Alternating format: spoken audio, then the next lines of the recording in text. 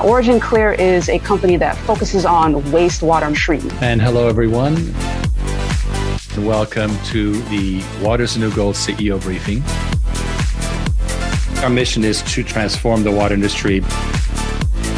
Decentralization offers us this opportunity. The plan that you've built here is super impressive.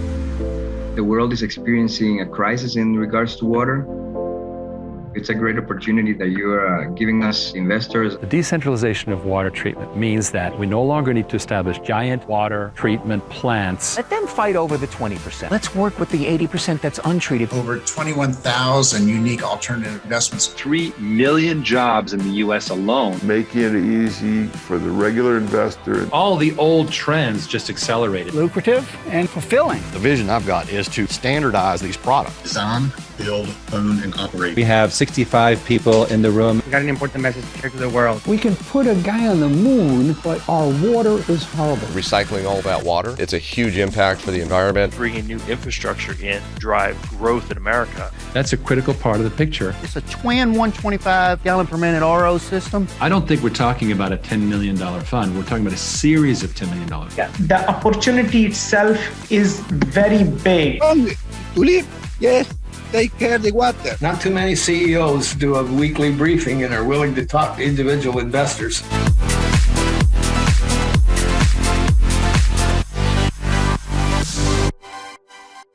And welcome everyone to the CEO briefing. And Bob asked for an update on Ponster. We will give you an update on Ponster. Now, let me go ahead and get this party started. Okay, well, water is new gold, and we are Thursday the 20th of 22, and briefing number 143. That's, wow, that's a lot of weeks. And so we have the world's only vital, scarce, and recession-proof market. If you think that there's not a recession in the offing, then you probably should think about how it's a really overheated market, and everybody is out on margin. And when everybody's out on margin, then margin calls cause a domino effect. So just make sure that you're properly protected is all I can say. But in the interim, here's what's interesting.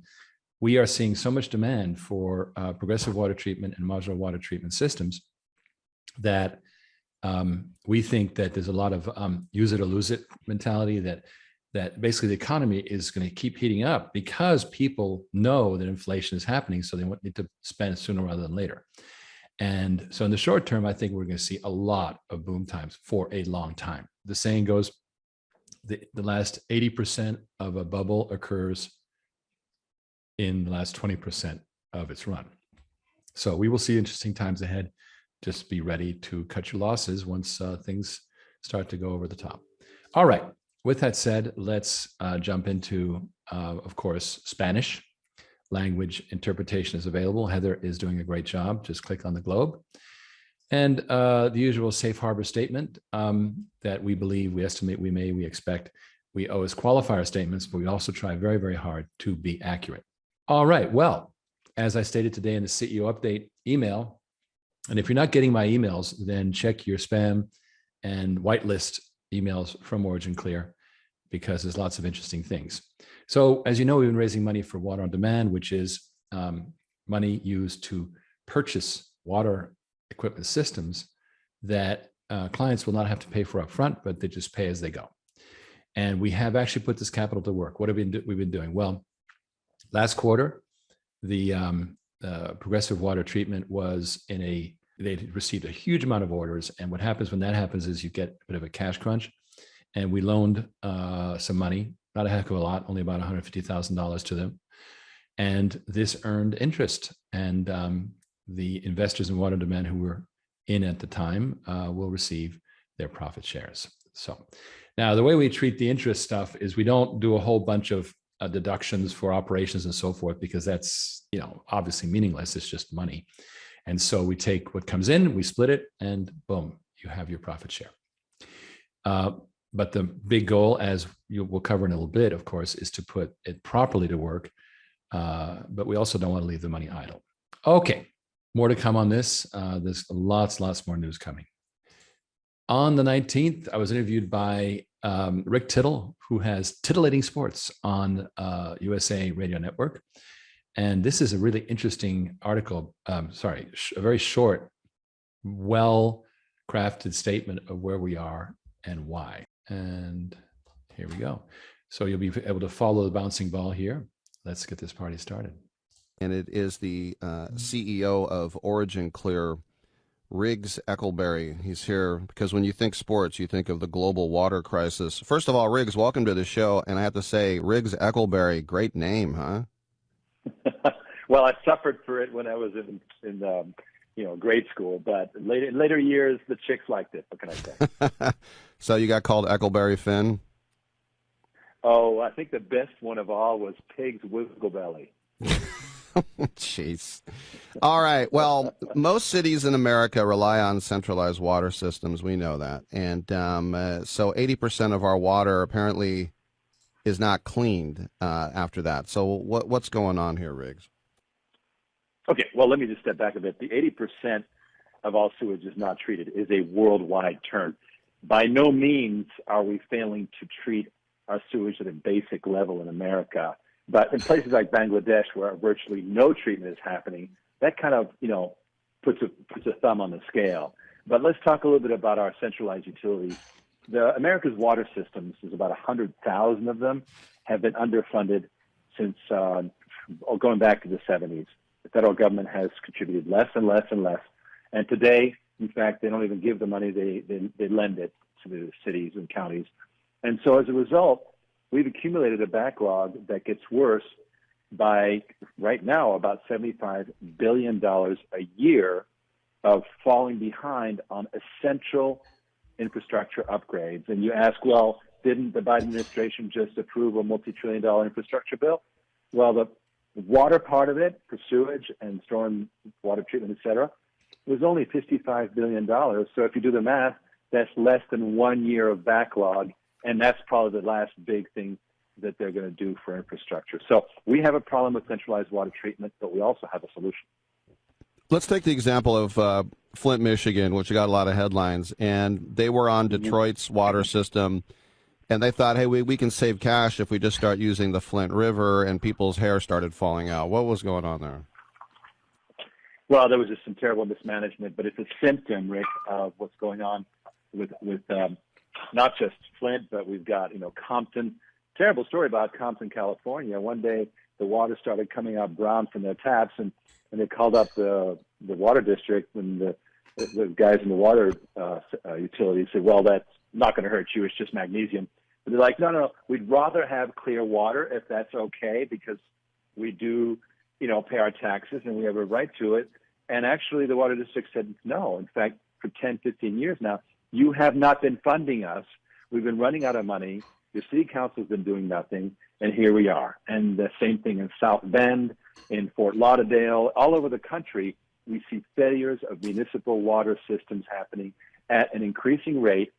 And, what they are doing is they're holding the line with their promises to the consumer. In other words, if I'm a residential user, I get my water and I can flush my toilet. They're not going to let go of that, because there will be a mass illness as a result. But who's suffering is industry, agriculture, business, the commercial users, who actually represent 87% of all water usage, are the ones suffering from all these problems. So is it an issue where we need to, quote unquote, decentralize water? Well, if you recognize that for some reason, and we seem to spend a lot of money on other things, but we don't spend it on water, and I don't understand why. But let's put aside the psychology of it. We're not going to see a centralized intervention anytime soon. There's not going to be a Manhattan Project for water to fix it. And when you think of it logically, who's going to install trillions of dollars worth of systems in urbanized settings, right? So it's going to be a problem to, it's going to take 30 years and permitting and the NIMBYs and so forth. So let's just put aside the idea that we're going to fix centralized water systems. Well, the next best solution is to reduce the job that they have to do, to unload them and make them, deal only with water that's already been treated at the point of use. which when you think about it, it's kind of logical, right? And in fact, we've done studies that shows that it is, better for climate change, et cetera, if you treat all your water right where it is instead of sending it all to some central facility. So here's a long story short. Decentralization is something that the water industry is encouraging because they just don't have the infrastructure. It's healthy, it's good. And so now businesses, farms, industry are starting to treat their own water. But guess what? Where's the budget for it? And that's the next big question is, there's all kinds of municipal bonds to pay for municipal systems, but there's nothing going on that can capitalize. You're a brewery, you got to expand, you've got expanding operations, now you got to start treating your own water. You don't have a cool $1 million sitting around, and you'd rather put your credit line to work making beer. So who's going to finance this distributed water system? And that is the problem that has been really, perplexing everyone. And there's a story behind this about how we think we came up with a solution. Well, that's my last question. Origin Clear Water on Demand. How does that work? Well, what we learned was this came out of our experience because we have an operating business in Texas that does wonderful work with companies to treat the water. And but we were accumulating in early 2020. We're accumulating a huge backlog. At the time, I think it was $45 million worth of business that was ready to go. Most of it needed financing, and we realized, hey, it's the money, stupid. We have got to solve the money problem. And then the next big realization was, wait a minute. Investors like you and me can invest in oil wells. They're called master limited partnerships, MLPs, and it's been a very healthy piece of the oil industry since the 80s. Well, why don't we have this for water?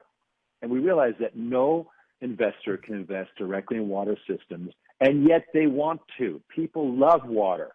And it's, there's always going to be more dirty water. It's a very stable problem. It's a life-giving commodity. And we can return the same kind of wins that the oil industry gives from the water industry. And investors, frankly, are flocking to it. We call it water on demand because literally a business can just sign on a dotted line, get their system fully maintained, water system in a box, we call it, and they're off to the races. And so this has been very, very popular. And we're actually very proud that we're enabling everyday investors to jump into water investments like an oil well, get the royalties, get the, and in our case, get stock, et cetera. And it's all going to add up to better conditions for water by solving it right where it's used. That's Riggs Eckelberry from OriginClear.com. Riggs, thanks for your time. Rick, it's been a pleasure. Thank you so much. Well, there we go. So that was a very interesting and basically concise statement of our quick story. All right, let's go. Water on Demand Operations with Daniel M. Early, professional engineer, chief engineer of Origin Clear. Well, good afternoon, Dan. So it's nice seeing you in 2022. Happy New Year, Riggs. Good to be with you. Yeah, and I think you should have been with me when I was up in Steamboat Springs over the break. You know what I'm saying? I saw the videos, Riggs, and I'm desperately jealous. I should be there. Years are passing by. I need to get back on the slopes. Good. Well, let's make it happen. Warren Miller famously said, the guy who kept touring with all those ski films, mm-hmm. He famously said, each year you don't ski is a year you didn't ski. That's exactly right. Right? That is exactly right, my friend. So with that in mind, let's aim for that. But the purpose of us talking today on the 20th of January is really to explore how we're going to be delivering water on demand. Now, money's coming in. Investors are very excited. We're soon going to hit the $1 million mark in the fund that needs to be spent on assets. But the question is, how do we do it? Now, the first thing we understand is that progressive water treatment and modular water systems as fabrication organizations are already pretty maxed out. And we can add personnel and so forth, but the danger is we won't be able to expand fast enough for the amount of money being raised, because money is raised faster than you can add staff and build organizations. So the natural answer is, well, why not delegate it to water companies in the local area? And it makes you very popular because all of a sudden, like manna from on high, boom, here comes a bluebird, and it's a contract without all the negotiation. We've selected you and so forth.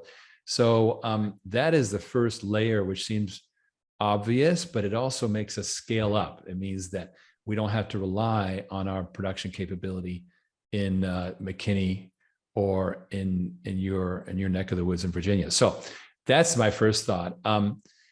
And then you emailed me before the break, actually, about your idea about consulting engineers. Tell me a little bit about that. I'll be glad to, Riggs. In the course of my day-to-day practice, as I am out working and promoting the modular water systems division in our product lines, I'm routinely engaging with the consulting engineering world.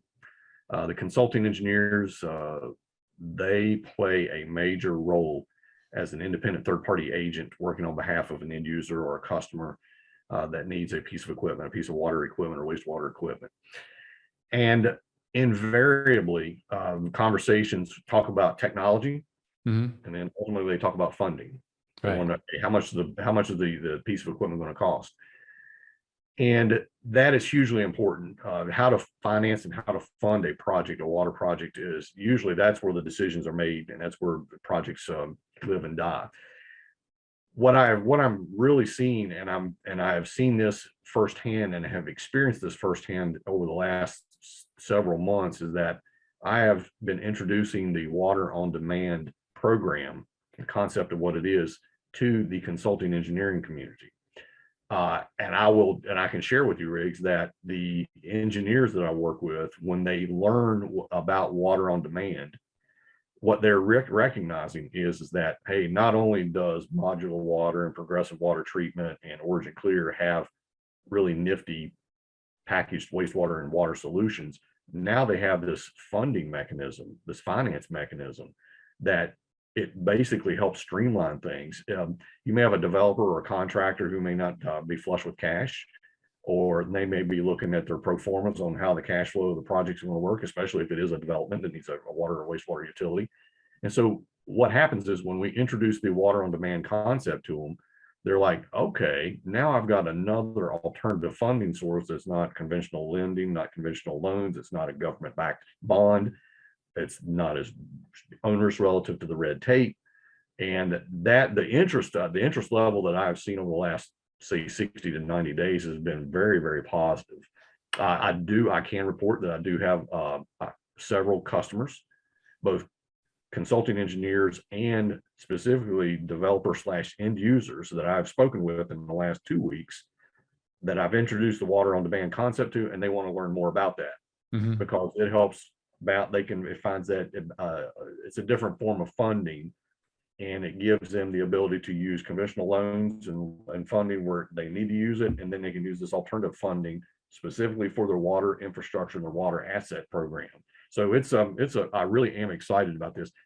The message that I want to communicate is that consulting engineers are supremely important to this. They are specifiers, they're third-party independent agents, and this gives them the ability to bring this to bear, and it helps us, it helps them. It's a win-win situation.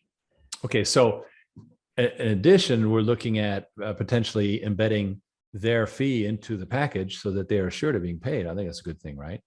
Yeah, it is. You can do that. That is one of the upsides for the consulting engineer, is that by bringing this to bear, we can work with them and above board. Everybody understands who's doing what and what their fees are. And in the private sector, it works extremely well, very streamlined. So it does work that way. Good. And then the other great thing, in my opinion, is consulting engineer represents the client, but they also represent the greater good. So they are not really in opposition. They're really almost an ombudsman in the middle to make sure that things are done correctly. And in a way, they, or even think of it as a guardian angel, right? They're there to really make sure that the thing comes off right. And this, I think, helps us not be stranded out there with no help and what's going on. Even if we bring in a contracted water company to do it, we know that there's a consulting engineer who is part of the financial package. And as you say, it's fully above board. It's not a bribe or anything like that. It's Right. it's a bundled fee. And so in that way, there's someone who's kind of looking after the whole thing. Now, what we're talking about, just before the call, we were talking about potentially saying, look, we will always have a consulting engineer with water on demand. And if someone perchance does not have one, we will assign one to the project. And of course, for the consulting engineer, again, it's manna from heaven. Like, oh, nice, that was nice. I didn't plan on that. But it also means, in my experience, when you make a channel commitment, you say, look, we will always work with a particular role in every contract. It kind of brings about reverse loyalty. Like, we're loyal to them, they're loyal to us. It kind of creates this long-term relationship and a brand that has a trust brand. What do you think about that?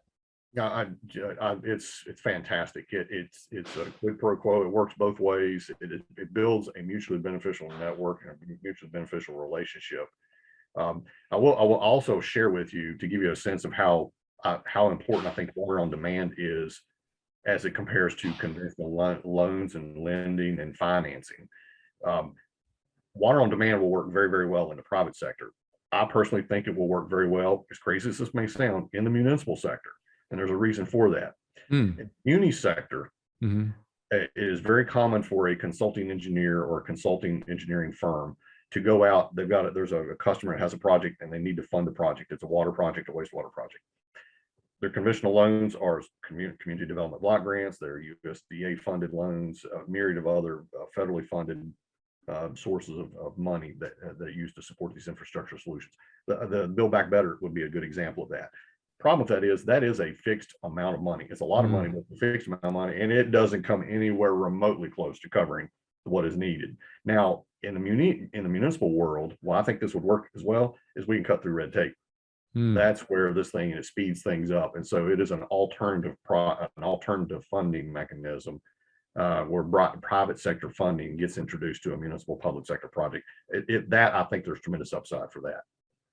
Well, you were telling us in the management meeting on Monday that, in fact, there is a municipal area that has over 1,000 pump stations that are, because of the way they were built, they're coming to end of life, and we have an opportunity to blanket to get 1,000 pump stations, which is 1,000 times, what is it, about a $200,000 product, something like that, right?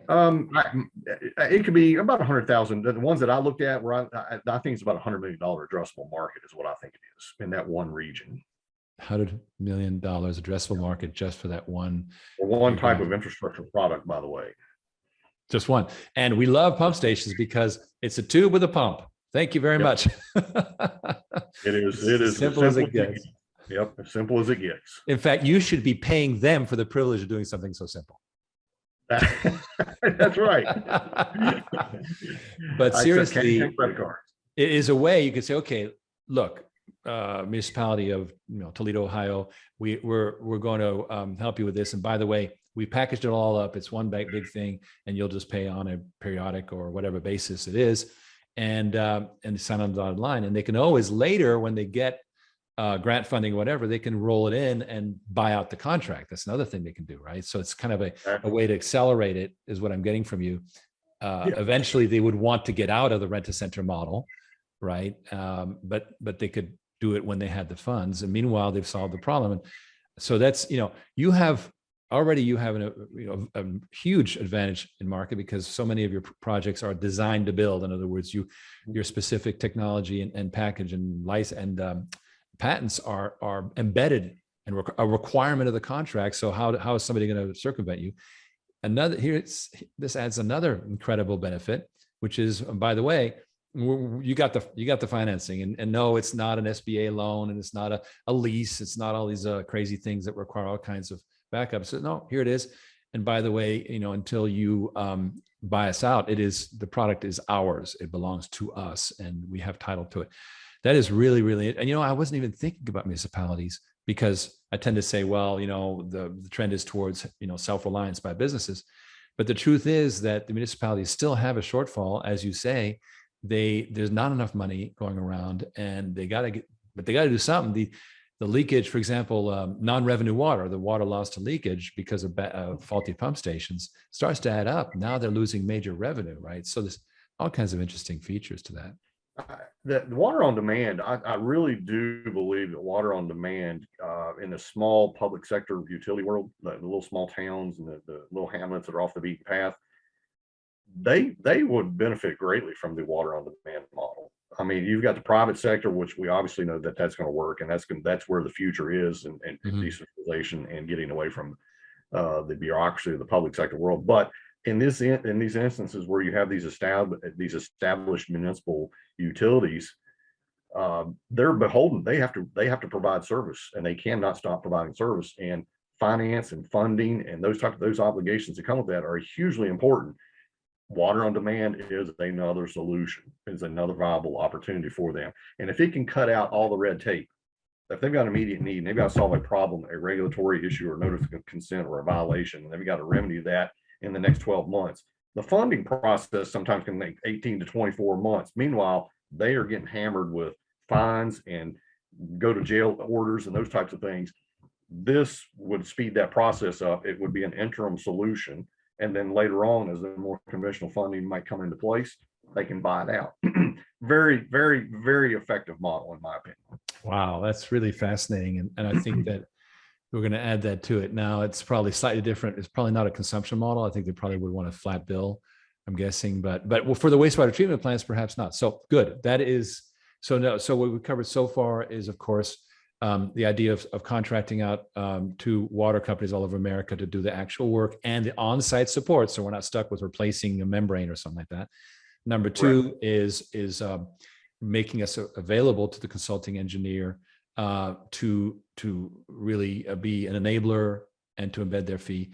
Number three is to make it a policy to work through consulting engineers. And then number four is this idea of enlarging the addressable market to include the small municipalities to which we already sell systems. I see small towns always, city of so-and-so show up on your forecast on a regular basis. And also, of course, Progressive Water does the same.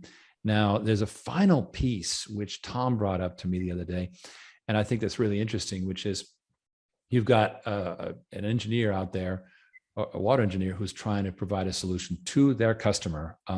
Let's say it's they need a large booster pump or something like that, and they're going to get a contract, but the contract, of course, is paid over time, this, that, and the other thing. So we can provide the machinery to be put in service, right? So it is not the end user who's paying us; it is the service point who's paying us, which is really interesting, because there's several reasons that's good. Number one, already the performance and quality is taken care of. That engineer, he or she, is taking care of performance. That's their job. We're basically just like what you're talking about with the municipality, we're simply providing a time jump, and enabling that. And it might be short-term or long-term. So that is, again, another channel player that we would work with to provide them the tools for the job, right? Really, and of course, again, they could buy it out because over time they might want to. So that, these five pieces are really, really interesting, and they give us so many ways to play. We like to say that we're Tesla 2004, right? When Elon Musk came in and invested $30 million and then they built a really piece of crap Lotus with a bunch of computer batteries. But they did something, right? And then now over time, Tesla has become many things. It's got the corporate fleets, and it's got the idea of the robo-taxi, that your car works for you all the time. They got the power wall. They're sort of like, they got a bunch of plays. And this is where I think water on demand is going to go. It's going to have a bunch of plays where we can basically be a finance organization, an opportunistic finance organization that does not require you to, for example, have a lien in place. Of course, we have lien powers because it's our property, but we're not leasing. It's not a finance program. It's not a loan. It's simply a service.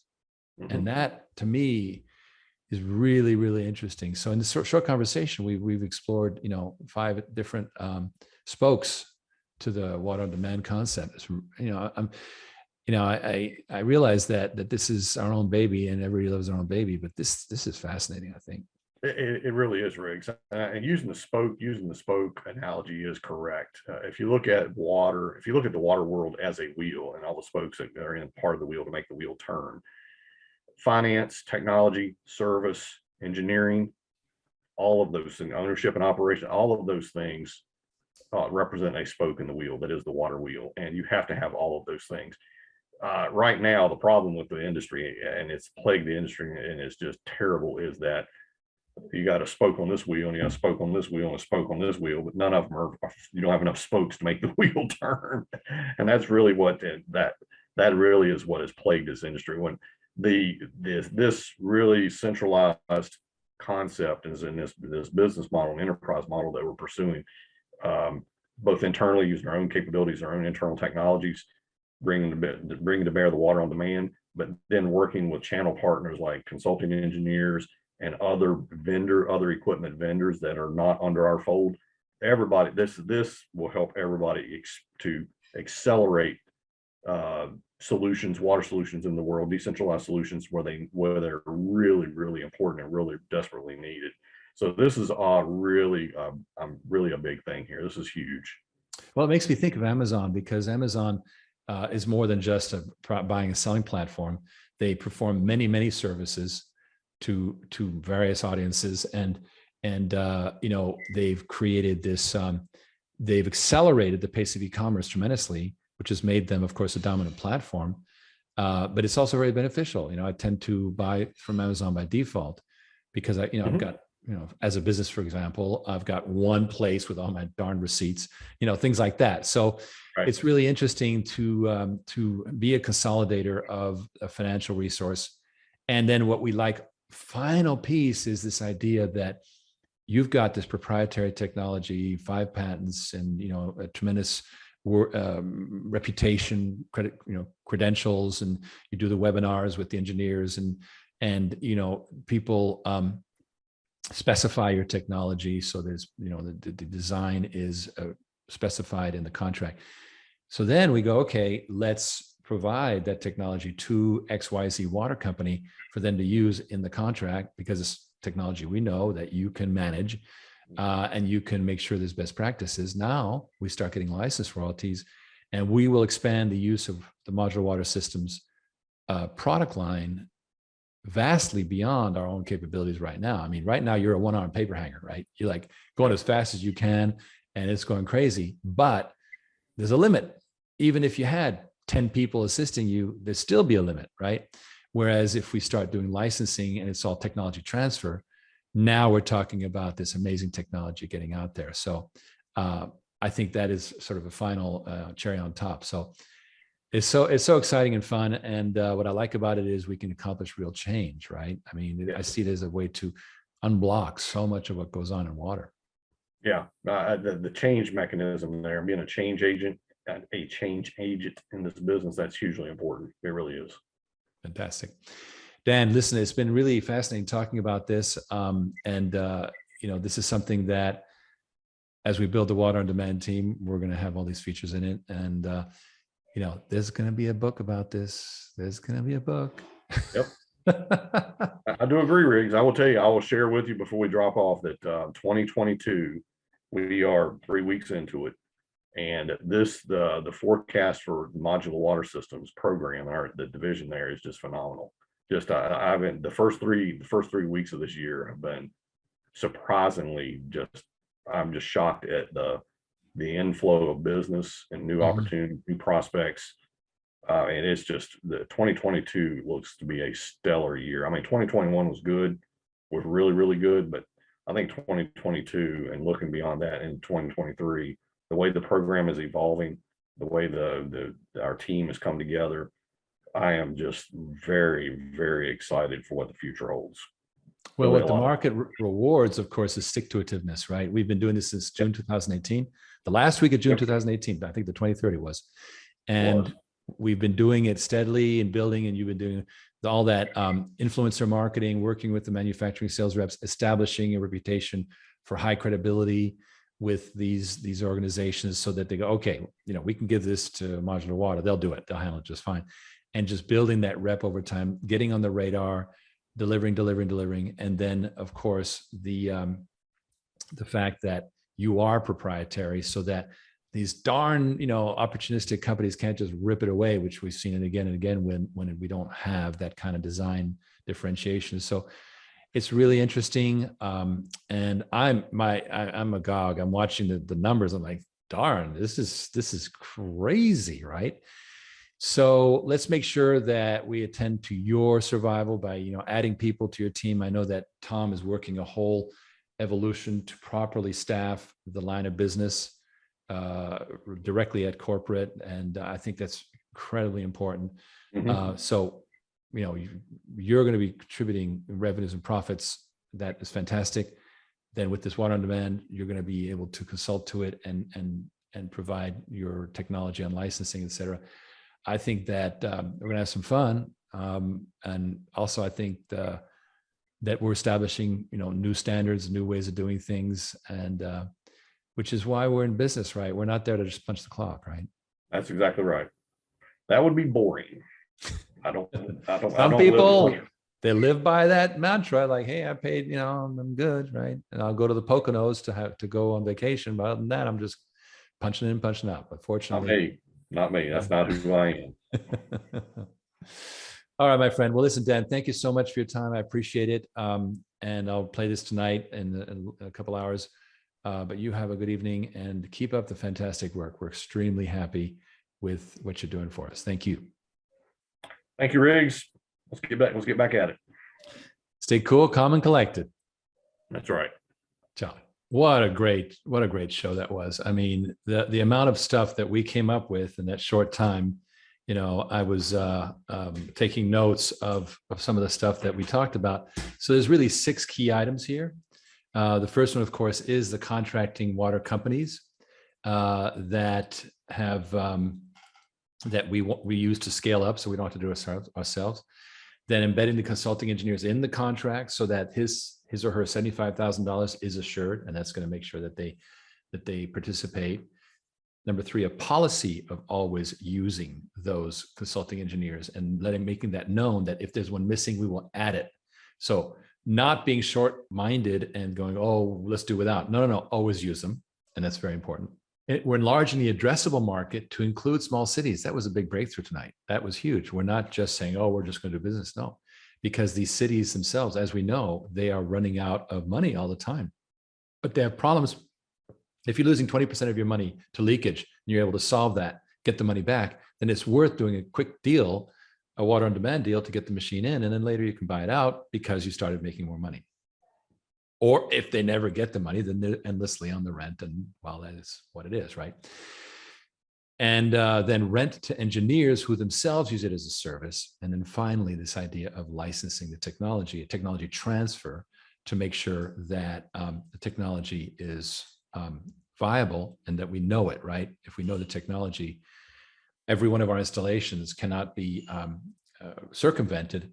And we also know how to get quality out of it. So really, really interesting. So that interview I thought was just so great.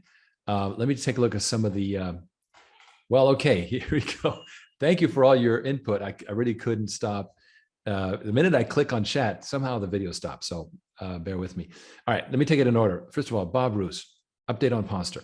All right, here's what's going on. We are, the Alabama site was a pilot.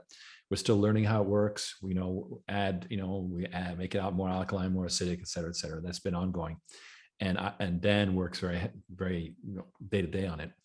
But we have a second site, which is a mobile home park in Pennsylvania that not only is going to use Ponster technology, but is also going to be water on demand. At least the owner is talking with us about it. So that's huge. Now, also our good friend Ivan from Philanthropic Investors tells us that he's scheduled to broadcast us in the top impact investing podcast in the US, and that he's sharing stage with John Maxwell with 10 other top-notch entrepreneurs in the Create #1 Southeast Entrepreneur Conference. Philanthropic Investors will have a booth with 3 people receiving interested future Wilder Philanthropic Investors. That investment is fantastic. All right. Then we have a person who's interested who gave us an email address, and Maurice, thank you. So Ken will follow up about Maurice. Keith wants to know, are more small businesses like the hotel and car dealership realizing it is essential to have a self-enclosed water purification system? Well, that's happening naturally. As businesses and people move to the rural areas, they have to have it. They're off grid and they can no longer dig septic tanks. That's over because you have to have, I think 80 feet is it from the house to the septic tank, and it's no longer really tolerated. So then also, I also wanted to, Ivan tells us also, and this is very true, that Steve Santangelo, who was on this show and is just an amazing manufacturing expert, he was a former Toyota South America CEO, and he reported personally, he was the #1 Westerner in Toyota worldwide. He has decided to become an advisor for Water on Demand and to support the company. And he's made a tremendous investment in Water on Demand. All right, and that's really appreciated. You'll hear more from him. Khadija says, building a reputation over the course of nearly 4 years, excellent. And I see an award, money bags and a big award thing. Thank you very much. Andrea D'Agostino says, wonderful interview. And then, so I think this, and Bob Bruce wants to know, when does Manhattan Street Capital start their program? Well, here's what's going on. What we had to do first is we had to take this whole water like an oil well concept and translate it into what is now our own promotional funnel. And the numbers just blew up. It's crazy. I might show you next week just how crazy it is. Cost of acquisition just dropped like a stone because it's a really, water like an oil well is like a golden concept and it attracts attention like crazy. So maybe I'll show you some of the art. And then once we had that, we had to work on that all the way through the holidays. Then I went ahead and wrote the portal for Manhattan Street Capital. And then Andrea, this is magic. And one day he turned around a design for this portal. It's beautiful. And now that's being coded. So long story short, see, Manhattan Street Capital does not itself promote. They're merely a platform. By law, they can only be a platform. And so they say, okay, you guys take care of all the marketing, et cetera. So the same company that does our Facebook marketing, who knows us very well, Disrupt, is going to handle the advertising for Manhattan Street Capital. And we've got the whole portal in place now, and it's ready to go. So it's proven good. It rocks. The story is so powerful that it really is the result of months and months and months of, I don't know how Ken and I do it, but we do, and somehow it squeezes it out. I don't know. It's like an elephant giving birth. Takes a long time. It's not a pretty sight, but it results in something that I think is very, very useful. So that's huge. Now, next week, I got to get back to this presentation, but I'm going to tell you about what's happening next week in just 1 second. So this is a section about participating in our future. And remember what the $5 million club, what does that mean? That means that if you invest in Water on Demand now, you get the conversion ratio reserved for people investing at least $5 million at once, right? That's a huge difference, let me tell you. Now, there's all this, here's the bottom line. You are investing in water equipment and in also the company developing the systems, and you will get a chance to hear all about this. Also, I plan to give you more updates about this digital bearer bond. That'll happen later. Way too much to talk about tonight. But this hidden feature is this sweet spot, which you want to talk to Ken about, and please do. Now, oc.gold/Ken is the fastest way. Just drop that in your browser, boom, and book him. He's nonstop all day. I forced him to put in a 15-minute buffer between meetings because he wasn't even getting up for the toilet for like 8 hours. It's ridiculous. He was like filibustering. He was the filibusterer. Anyway, but here's what next week I'm going to do: the state of the company. I'm going to tell you what's happening, where we're at, where we've been in 2021. Obviously, we can't yet report the final numbers for 2021, but I'm going to give you where we're at, where we've been, where we're at today, and where we're going. And that is going to be fascinating. So be there. I think it's going to be extremely powerful presentation. So it'll be a great way to kind of report on how things are. All right. So with that, I'm going to just pop out of the, I'm not supposed to do this to you. I'm not supposed to, I'm not supposed to show you the stuff in the background, the Wizard of Oz. But anyway, thank you, everyone. It's been so great. And God, that interview with Dan, that was pure gold. We gathered more information in that one meeting, and literally none of that had been really discussed thoroughly. The consulting engineer thing had, and the contracting to water companies, but this whole small cities thing, the more we work with Dan, I mean, he's one of the creative people in the industry, and we're so happy to have him, because a lot of people in the water industry are like very serious people, and they're very solid, and they march down the road, and then nothing comes out of the box. Dan is thorough, he's brilliant, he does a quality job, but he's also willing to think outside the box. And that's what we need, because we are, if anyone remembers the Peter Sellers movie, The Mouse That Roared, we are the mouse that roared. Okay, everyone, we'll have a good night. Heather's going to wrap it up, so I'm going to turn off the video now. But please do be there next week. Spread the word. State of the Company 2022. It's going to be a good one. Thank you so much, and have a good night.